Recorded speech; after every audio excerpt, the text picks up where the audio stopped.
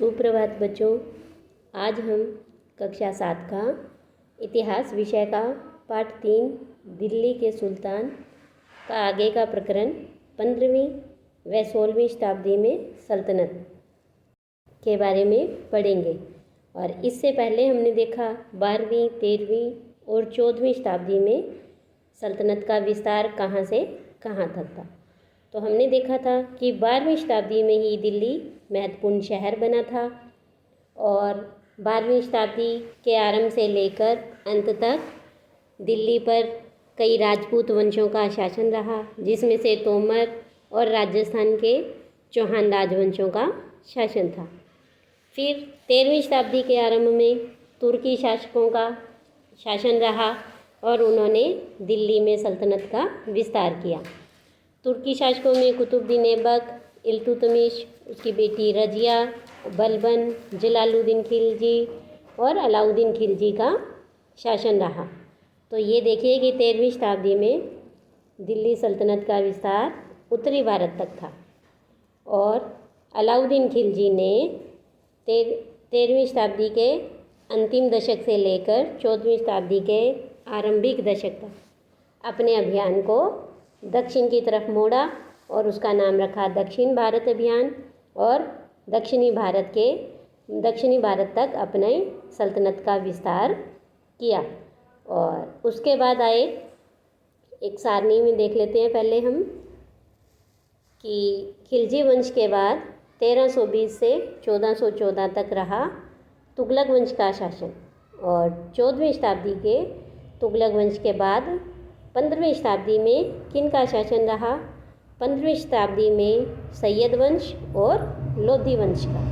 और 16वीं शताब्दी से आरंभ से लेकर लगभग 200 सालों तक दिल्ली पर मुग़लों का शासन रहा।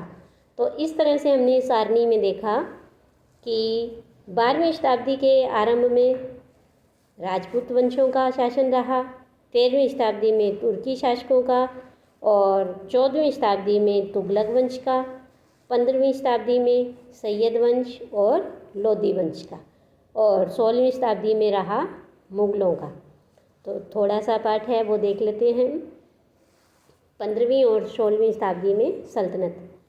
तो तालिका 1 को फिर से देखें तो हम देखेंगे कि तुगलक वंश के बाद 1526 तक दिल्ली और आगरा पर सैयद और लोधी वंश का राज्य रहा।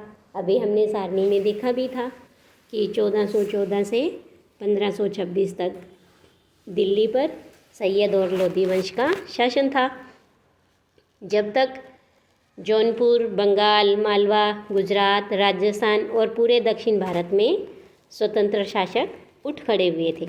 यानी तुगलक वंश के बाद, मोहम्मद बिन तुगलक के बाद, फिरोज शाह तुगलक के बाद 1414 से 1526 तक लगभग 100 सालों तक सैयद और लोधी वंश का शासन रहा और कई स्वतंत्र शासक हैं, उन्होंने अपने शासन को खड़ा कर लिया था।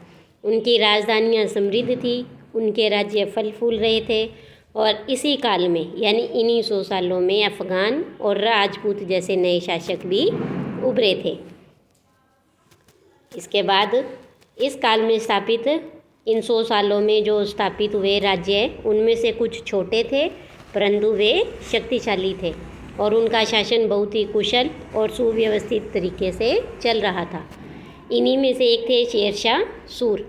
इसने 1540 से 1545 तक बिहार के अंदर अपने चाचा के एक छोटे से इलाके के प्रबंधक के रूप में काम शुरू किया था। यानी उन्होंने इन 5 वर्षों में अपने चाचा के एक छोटे से इलाके को संभाला और आगे चलकर उसने इतनी उन्नति की कि मुग़ल सम्राट हुमायूं को चुनौती दी और उन्हें परास्त भी किया।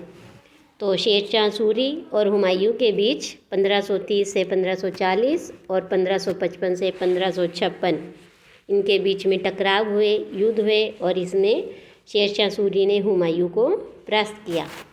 शेरशाह ने दिल्ली पर अधिकार किया और अपना एक राजवंश स्थापित किया और उसका नाम रखा सूरवंश।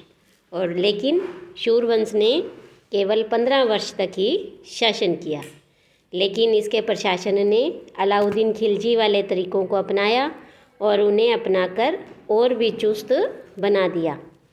महान सम्राट अकबर 1556 से 1605 तक इसने जब क्या किया कि मुग़ल साम्राज्य को समेकित किया, यानी एकत्रित किया, तो उसने अपने प्रतिमान के रूप में शेर शाह की प्रशासन व्यवस्था को ही अपनाया था।